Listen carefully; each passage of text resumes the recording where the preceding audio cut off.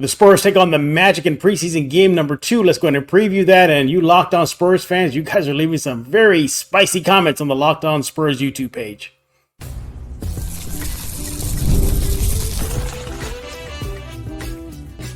You are Locked On Spurs, your daily San Antonio Spurs podcast, part of the Locked On Podcast Network, your team every day. Hey everybody, welcome back to Locked On Spurs, your first stop for all things San Antonio Spurs. I am Jeff Garcia, Spurs writer for Ken's 5 San Antonio. Glad to have you guys back. Subscribe wherever you get your favorite podcast, YouTube, iTunes, Spotify, Ken's 5 Plus app. Just literally go wherever you want to get your favorite podcast. We are there. Subscribe to Locked On Spurs right now. Well over 5,000 subscribers. Keep it going. And yeah, today's episode is brought to you by FanDuel. You want to go to FanDuel right now. Why? Because all summer long, there are big things to be excited about at FanDuel. Place your first $5 bet and you'll get started with $200 in bonus bets guaranteed. Visit FanDuel.com to get started. What are we talking about today? We're going to be looking at tonight's game, Spurs Magic. Looking at some storylines. Wemby and Chris Paul, they're going to be playing tonight. Chris Paul makes his Spurs debut. Wemby is just back. Fun to see that. As well as the rookies. They got some burn. We'll see what our guest thinks about how the rookies fared in game 1 of their first steps into the NBA. And then discuss you guys, Locked On Spurs fans, over at the Locked On Spurs YouTube page.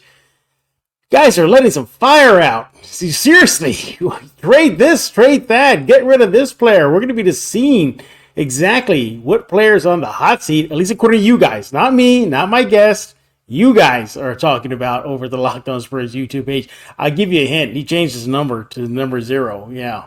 I don't know where this hate's coming from, but you'll see what I mean in a few minutes. Who is joining me today? I am Pledger. That is the Twitter handle or X handle. You got to go subscribe. He is back, everybody. James Pledger. Heads up. He's working with Star Labs. Okay. So he's hunting for metahumans, like Superman, Martian Manhunter. Yeah, I think he means business. He means business. It's going to bring him on. He is James Pledger with San Antonio Sports Star. Secretly undercover with Star Labs today, aren't you, James?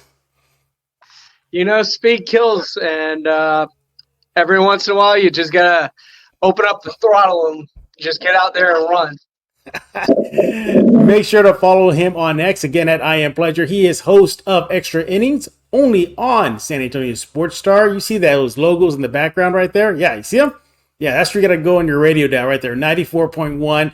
He's going to brag about his show and all the other shows at the station. So, James, preseason game number 1 is in the books. Preseason game 2 tonight. Before we look at tonight's game versus the Magic, what you think about the preseason game number 1 debuts for the rookies and so many other guys? Well, for me, look good. I like what I saw of Champagny. The little bit I saw out of Stephon Castle, I really enjoyed just kind of his hustle. A lot of what I expected from Steph too, defensively, is where he's really going to make his mark, and then kind of explosive plays. And from there, I think his game's just going to grow. Other than that, Mamu hopefully has a increased role, I think, because I know you teased about the guest or the player that the fans are having issues with right now, but I think there's another player that wears 23 that probably deserves that chatter more than that's being brought up. Yeah. We're gonna get to that in a bit. Yeah, I looked at some of the comments before we hit record. I'm like, where is this coming from? But again, that's later on the show. But yeah, my thoughts. Game 1, it's just game 1. It's preseason game number 1. You just want guys to be healthy. The Spurs had out so many players from Wemby, Collins, Chris Paul, Devin. Well, we knew that. So, no surprise there.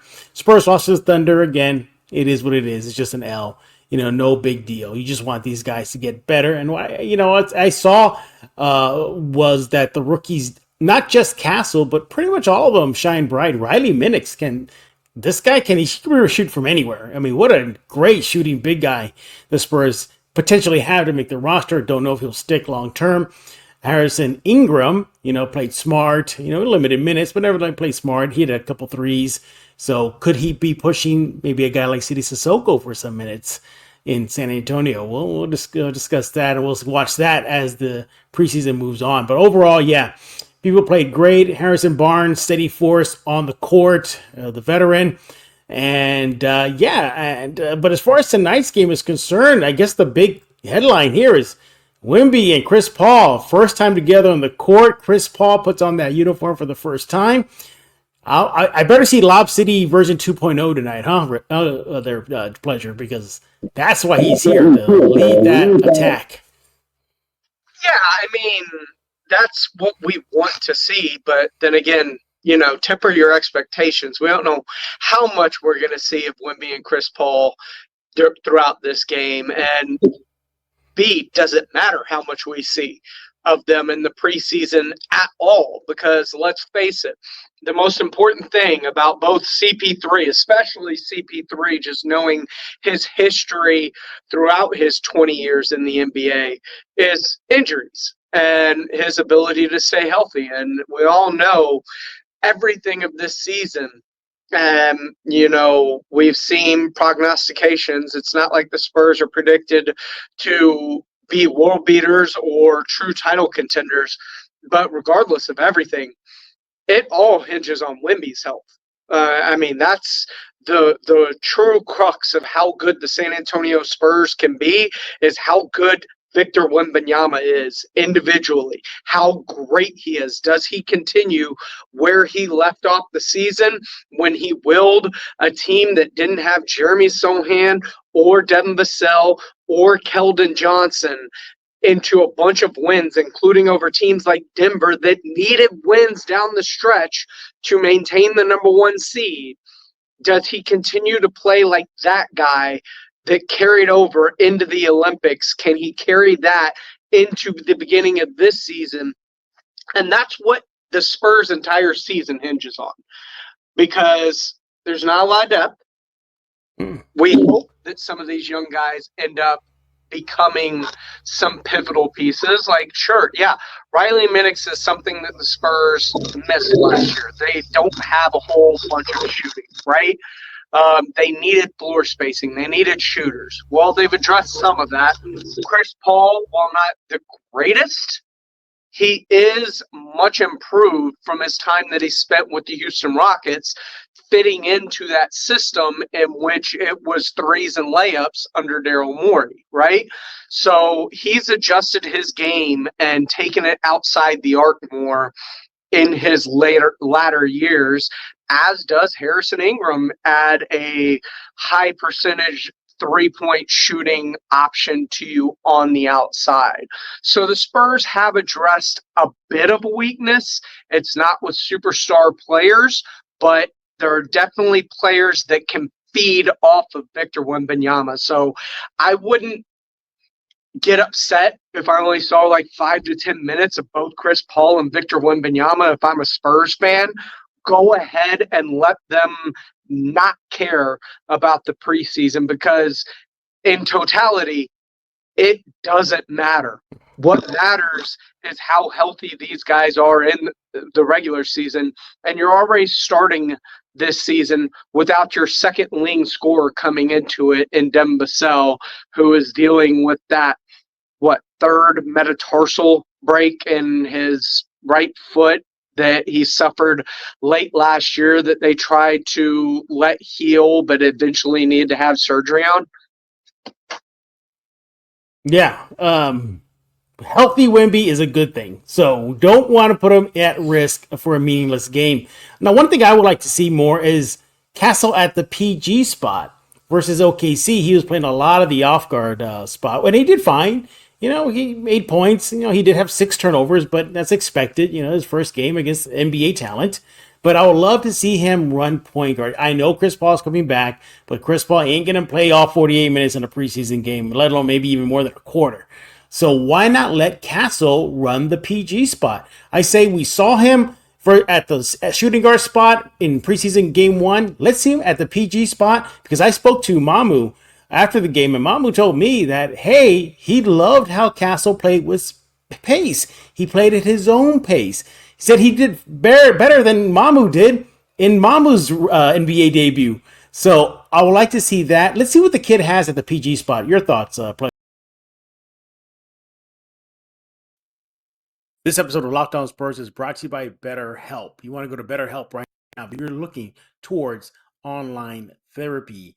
BetterHelp can help you keep on doing things that you're doing right and also help you get your life straight, as well as just help you overcome what you need to overcome, whether that's facing your fears or pretty much, holding yourselves accountable. You want to go to BetterHelp to make yourself a better version of yourself. It empowers you to be the best version of yourself. And it's just for those who experience major trauma, learn how to create setting boundaries, learning positive coping skills. It is everything you need in an online therapy. So you're thinking about starting therapy, give BetterHelp a try. It's entirely online, designed to be convenient, flexible, suited to your schedule. You fill out a brief questionnaire, get matched with a licensed therapist, and switch therapists at any time for no additional charge. Overcome your fears with BetterHelp. Visit BetterHelp.com/LockedOnNBA. Get yourself 10% off your first month. That's BetterHelp, HELP.com/LockedOnNBA.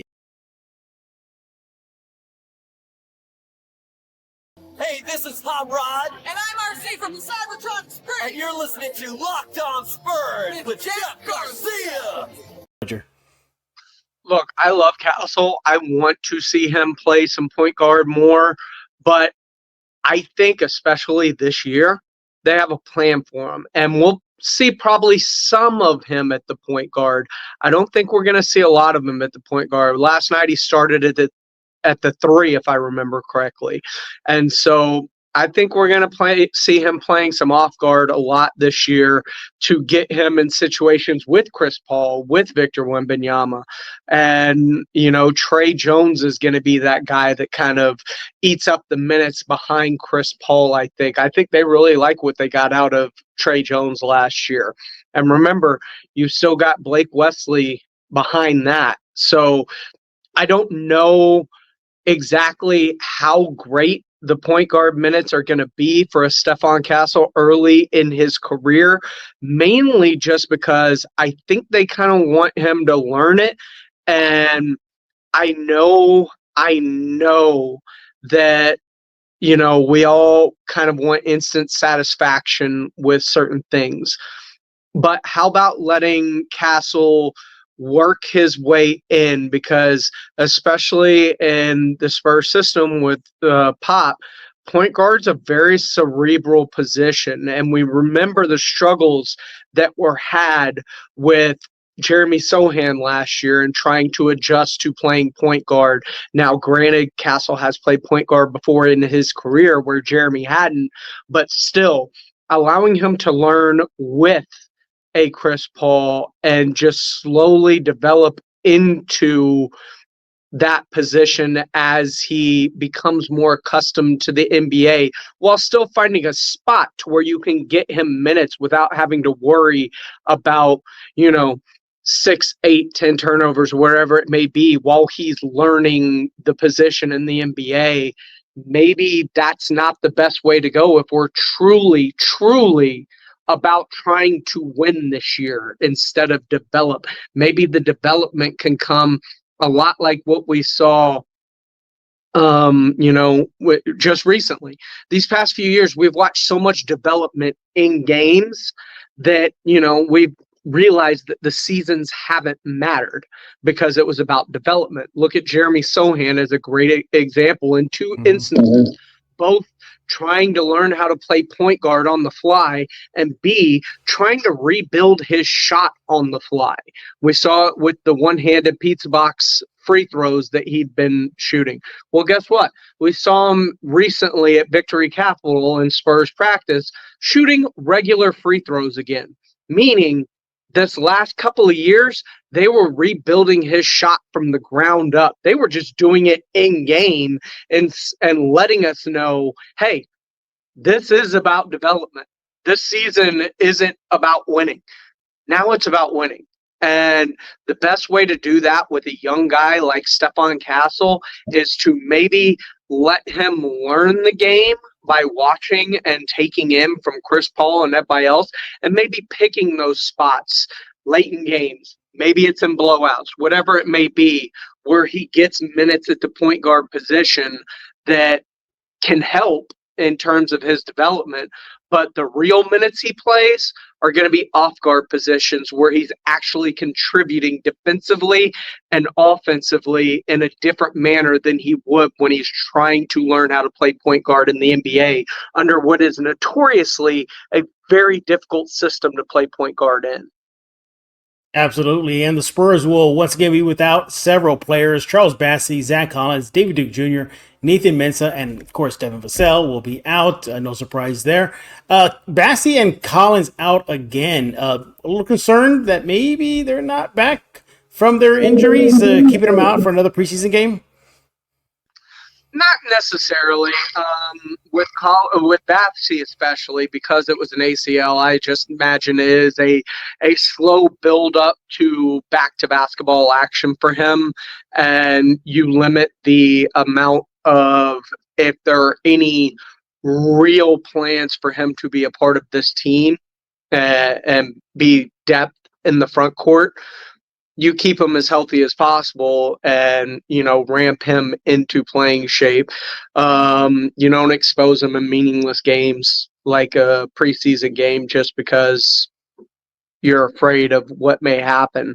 Otherwise, it's about finding the depth other than Charles Bassey if he's still working his way back. So whether he's ready or not, by the time the season starts, I don't think there's a lot that hinges on Charles Bassey's availability to start this season, not like a Devin Vassell anyway. And Zach Collins, yeah, I think him not playing it will be more concerning if he doesn't start the regular season. Maybe they're being cautious with him through the preseason to allow him to get as healthy as possible. By the way, fire jersey combination, bring those back. But yeah, I will worry more about their availability when the regular season actually comes, or maybe later in the preseason, as they've got another home game and then 2 road games closing out in Houston, I think. So, I mean, those would be more concerning for me if, like, by the end of the preseason they're not logging any minutes. And if that's the case, then you got to worry about the depth in the front court when we start the season. Like, I know we're good with Vassell's injury, which is why Steph Castle is starting at 3. You've got Champagny. You've got a multitude of guards, Branham, Wesley. You got players that can fill out at that position. At the front court, I'm not so sure what we got. We got a rookie second rounder in Harrison Ingram who may take some time to develop. And then another, unknown, undrafted guy in Riley Minix. And while we all love Mamu, how much of Mamu do we want to see in terms of if there's foul trouble, if, Wemby needs a breather, whatever it may be, the front court depth at that position with those injuries, if they're not playing by the start of the season, is at least one concern I would have a lot more, tepidness towards than would be Devin Vassell rejoining the team in late November. Hey, I want to talk to you about FanDuel. You want to go to FanDuel.com right now. Hey, NFL fans, you can start the season with a big return on FanDuel, America's #1 sportsbook. So much when you get a hunch in the middle of a game, you can check out the latest stats, view live play-by-play, so much more on the same page where you place your bets. You just got to go to FanDuel.com right now. Speaking of FanDuel.com, look, the NBA season is also around the corner. Spurs fans, time to have some fun with your silver and black on the court. The app is very easy to get, very easy to use, user-friendly, very intuitive. Make your picks, 1, 2, 3. Bet on parlays, bet on win spreads, totals. I mean, seriously, you can have so much fun with sports this sports season with FanDuel. Again, America's #1 sports book. You will get started with $200 in bonus bets guaranteed. Another reason why you got to go to FanDuel when you place your first $5 bet. That's FanDuel.com. Go to FanDuel.com right now, America's #1 sportsbook.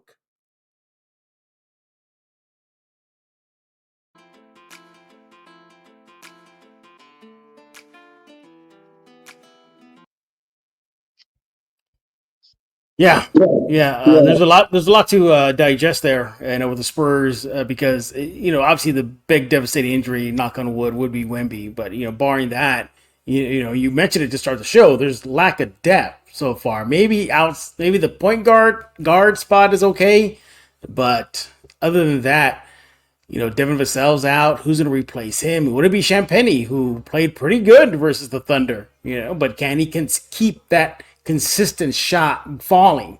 He had 20 plus points, but last season we saw that was far and few between James. So is it his spot to start?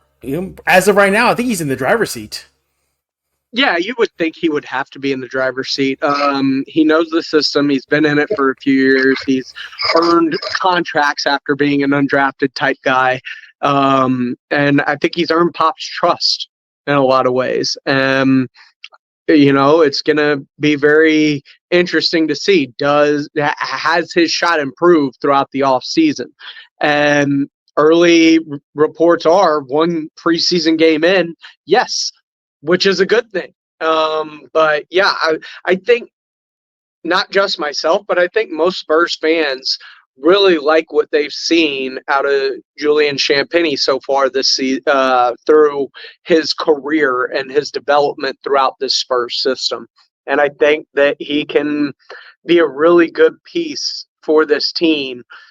Hopefully a piece that comes off the bench that provides some depth, once Devin Vassell returns to the starting lineup. But, seeing him in a second unit that would have Trey Jones and potentially Keldon Johnson, you feel pretty good about that second unit at that point, at least in the front and the backcourt.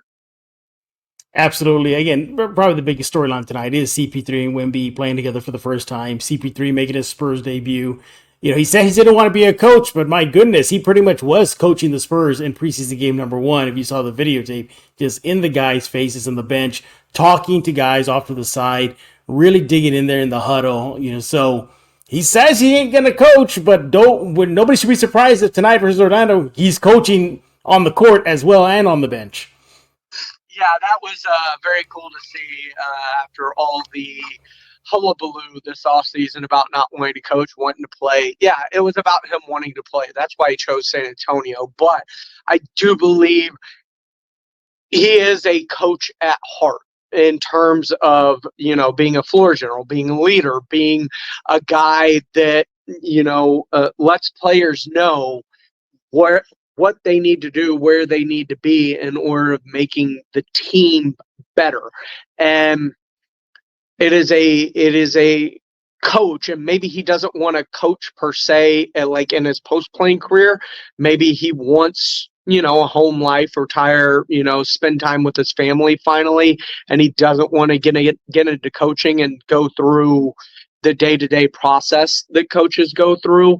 But in terms of just it being in him, yeah, he's a coach on the floor, and he always has been. And that translates to when he's not on the floor, just like when he's also not been on the floor in other stops.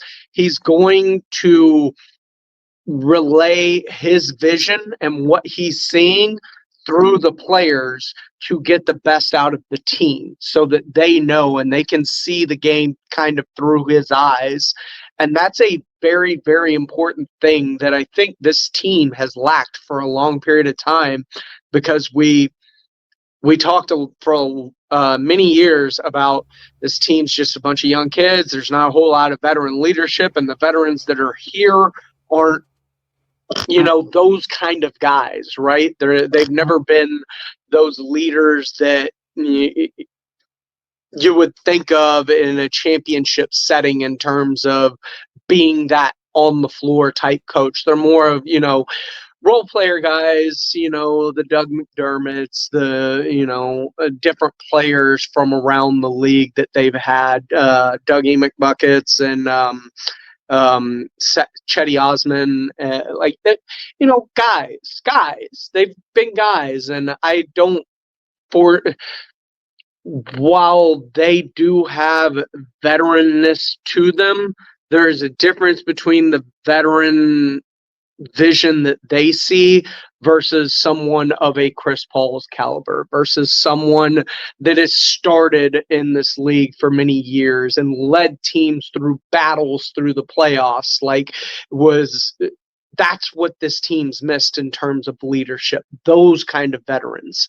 And they finally have a couple with him and Harrison Ingram, who has been through battles as a starter with the Golden State Warriors and then helped to turn the Kings from a team outside the playoffs into a play-in team into at one point 2 seed in the West while he was there. I mean, he's gone through the gamut in multiple locations, so he knows what it takes to build an organization that is looking to take those steps.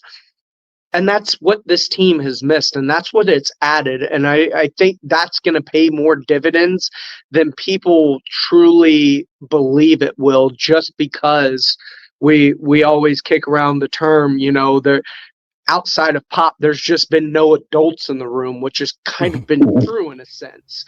Now they have adults in the room. And the greatest thing about that is Wemby has been an adult in the room since he got here because of just his mentality, what he carries with him, just being that kind of guy that eats, sleeps, breathes basketball, was the GM of a team when he was like 17 years old. So he knows how to build a team as well and what goes into those kind of things. And just being an absolute sponge in how he consumes the game. And so having some players that have that experience in the NBA for him to soak off of, I think is going to be so vitally important to A, Wemby's development and taking that next step, but also B, just relaying a bunch of things to these guys in real time during the games, on the sideline, on the bench, so it doesn't have to be Pop, because it can't be Pop a lot of the time. The coach can do as much as he can, but a lot of the time these players, it's about the players, and that's in every aspect. Coaching, yes, is important, but having players is important. And we always say championship teams have players with championship experience a lot of the time. And this team finally has some guys like that in the locker room that these younger guys can turn to. Absolutely. Spurs Magic tonight. Preseason game number 2 at the Frost. And hopefully they'll get that first W. And Wemby and Chris Paul, that pairing turns out to be marriage made in heaven. For as long as Chris Paul is going to be a Spur. What was that? I said, just give me one lob. Just one lob city from CP3 to Victor Wembanyama. That's all I need. And then you can pull them both out.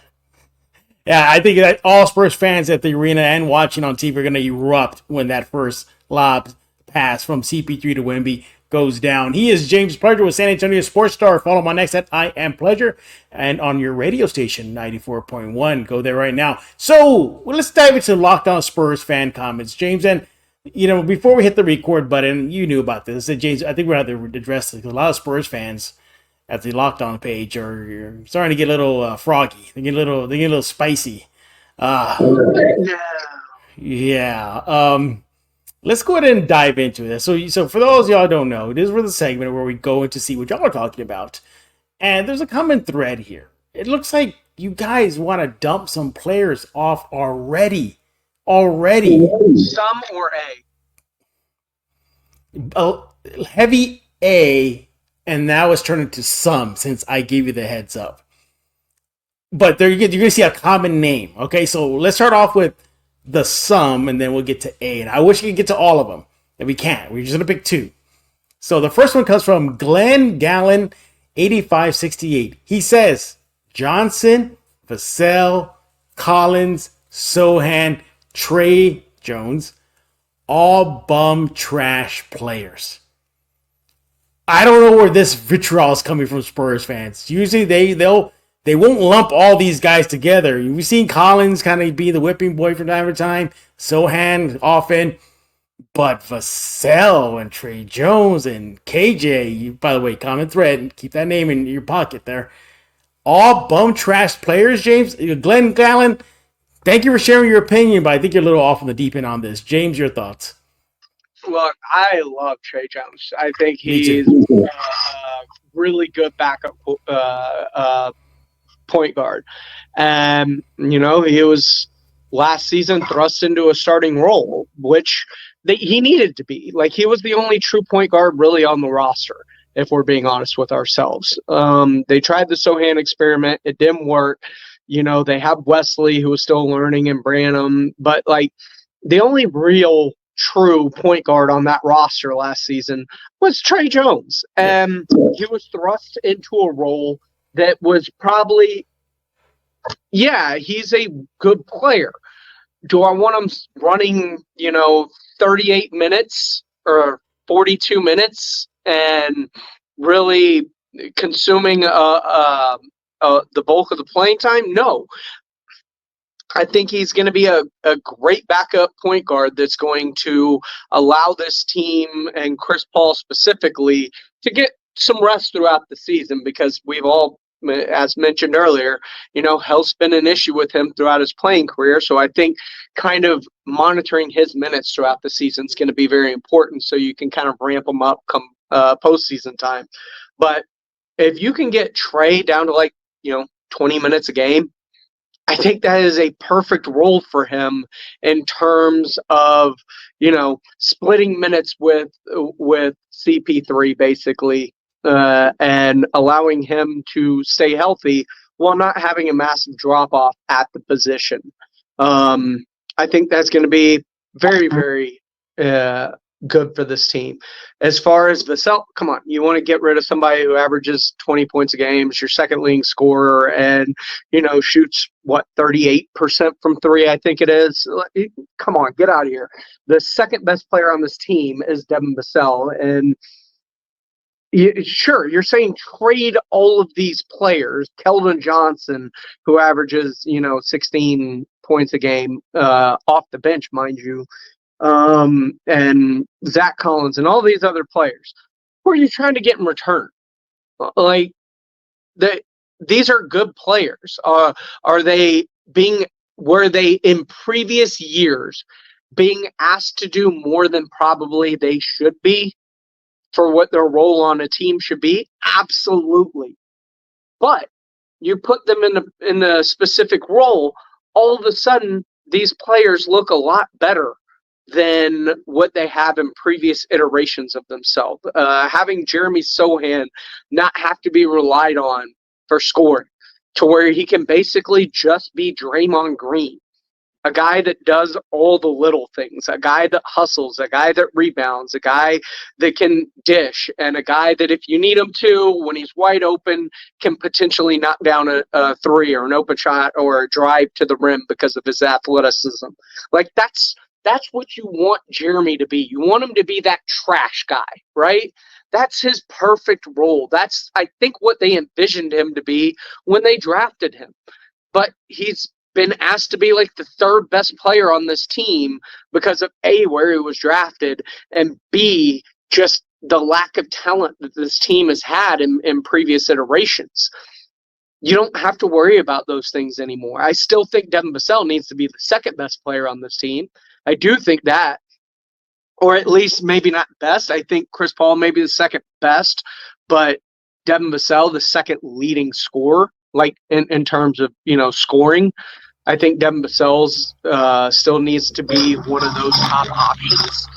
But my goodness, I understand your frustration with where this team has been, but it's finally been built in a way to where these players can hopefully succeed in roles they probably should have been in from the beginning. Absolutely, yeah. And here's the thing, too. To add on, if you're going to trade all those guys, you're practically almost kind of restarting the rebuild, depending on what your haul is coming back. If you're trading them for an instant guy that's going to complement Wemby, Lauri Markkanen, that reported they went, maybe, but you're almost starting all over again if you just gut it like that, James.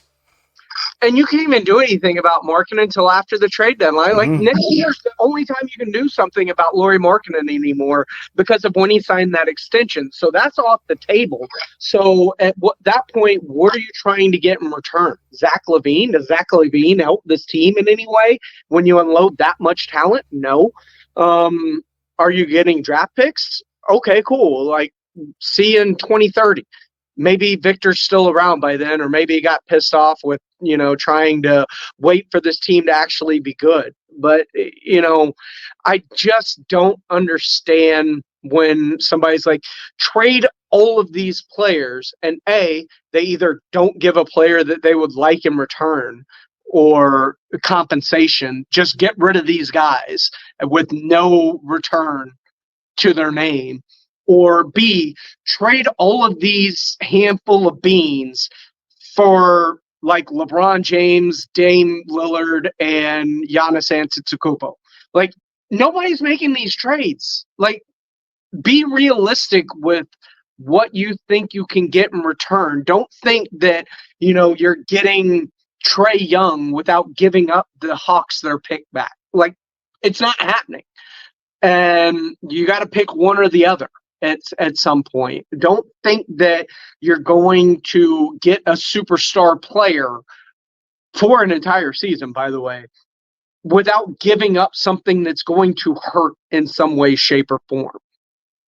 Like, you look at the amount of players and picks that the Knicks had to give up to get Karl Anthony Towns, who I'm not even sure a bunch of Spurs fans would call a superstar. They might call him a star-level player. But I don't think anybody thinks of Cat as a face of the franchise type player. So what are you getting in return? Like, what was it? We saw Mikal Bridges net 5 first-round picks and some pick swaps. Understand what the market is, especially when you're going to start the season versus a trade deadline where you may be able to get players cheaper because they're on an expiring deal or whatever it may be. The only way you get players on the cheap is if a star player is forcing another team's hand in a situation with a no trade clause, basically.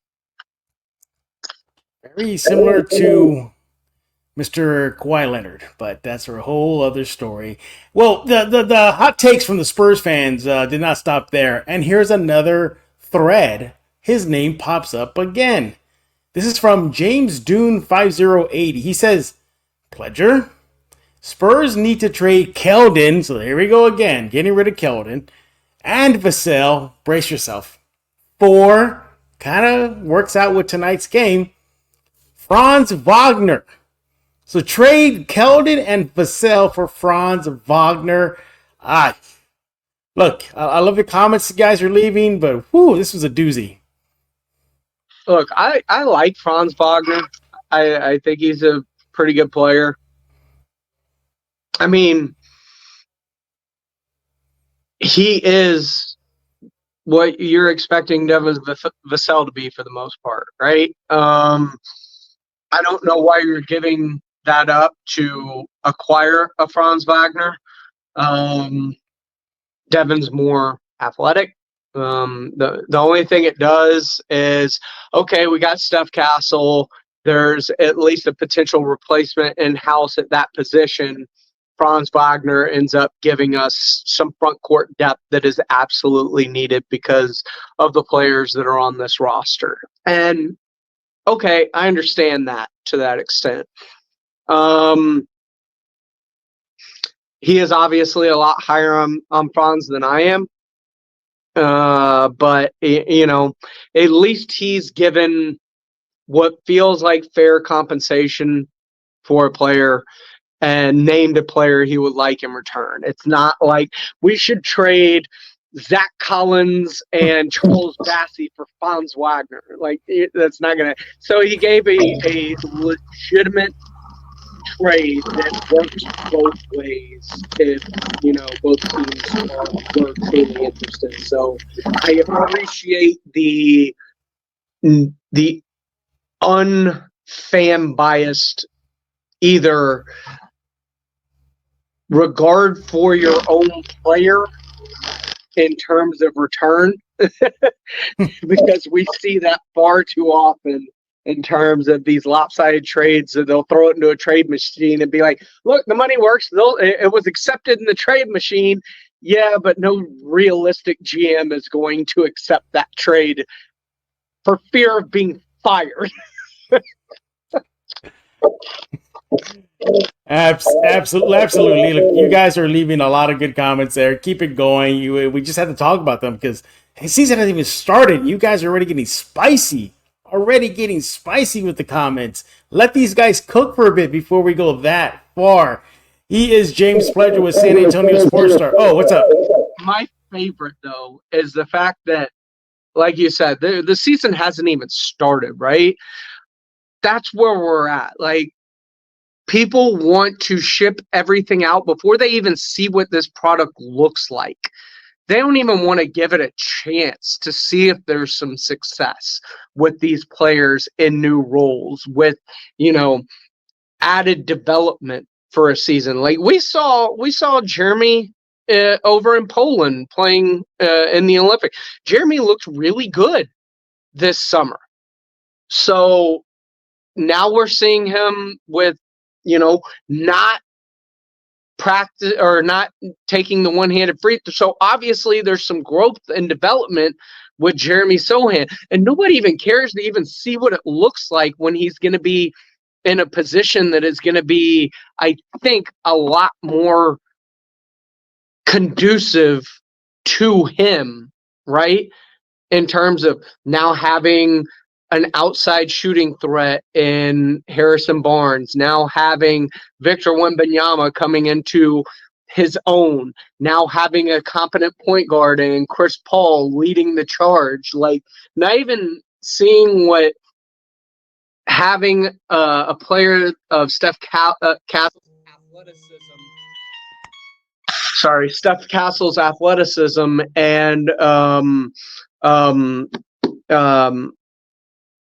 Devin Vassell and the growth he's been on from year to year to year. And I understand the injuries have been an issue with him, but to not even give what, when you lay it out, sounds like a pretty legit lineup, at least the starting five, when you talk about Sohan and Wemby and Harrison Barnes and Chris Paul and Devin Vassell, a chance without giving them an even thought to try and fit into new roles to see how this best accentuates this team, blows my mind, because they obviously had a plan this offseason, executed their plan, and fans don't even want to see what that plan looks like.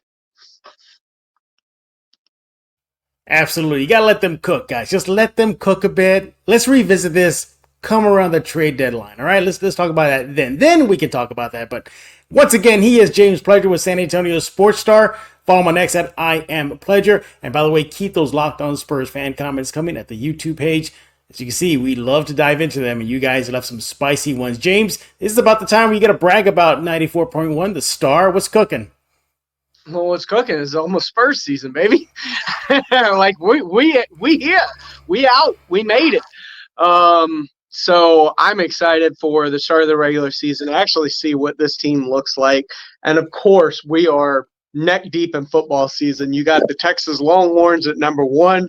You got the Texas A&M Aggies second in the SEC behind Texas right now. I mean, it's looking really good in the state of Texas. Then you got the Cowboys with a big Sunday night win to get to 3-2 as they head into the gauntlet part of their schedule, while the Texans have the second best record in the AFC at 4-1 now after that big win over the Bills. So no shortage of topics to talk about right here at the Star on a day-to-day basis, especially now that Wemby, the Spurs, and Chris Paul are in action and, back on the floor, giving us something to look forward to, as hopefully fans are looking at it with the same sort of wide-eyed optimism that I am. Like, they did something this summer.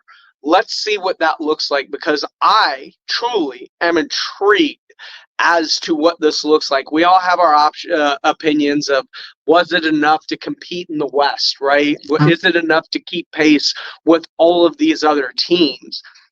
But the fact that they added some good talent, some veteran talent to a team to go along with the young, explosive Castle and the growth of the players they have, when you have a Victor Wembanyama who was playing at a dominant, borderline MVP type level at the end of the season. He literally took this team that had Julian Champagnie and Mamu starting with him and carried it to like a 3-2 record down the stretch with some wins over some pretty big teams that needed those wins late in the season, that I think ended up costing those teams like Denver in the postseason by not having that home court anymore because of what that team did. Wemby started to figure it out late in the season.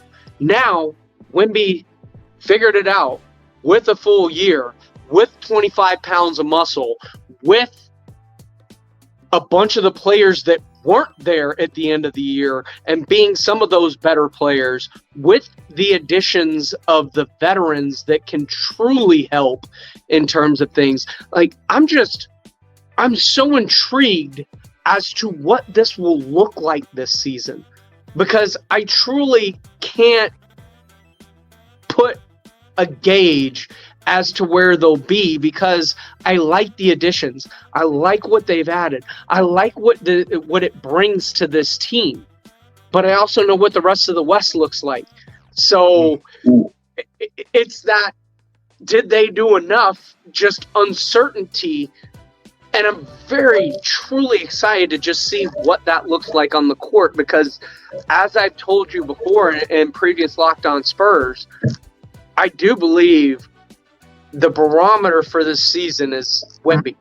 How good is Victor Wembanyama? Because if he is playing at a similar level that he was at the end of last year, he was already carrying that team on his back to some wins that nobody thought that team was going to make. What can a full season of that look like?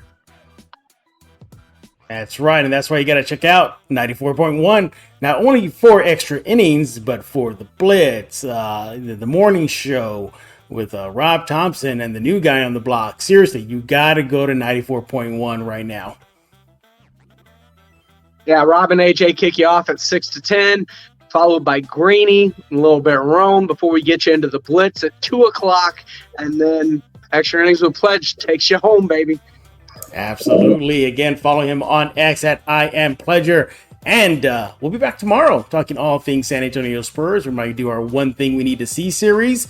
Insert player name. We're going to be discussing that with Casey Vieira, my colleague at Ken's 5. So check that out tomorrow, as well as all things San Antonio Spurs. Subscribe to Locked On Spurs on YouTube, iTunes, Spotify, Ken's 5 Plus app. You know where to go. Check us out there. So for James, slim and trim like Goku God level, I am Jeff Garcia. We are going to put a lock in this episode of Locked On Spurs.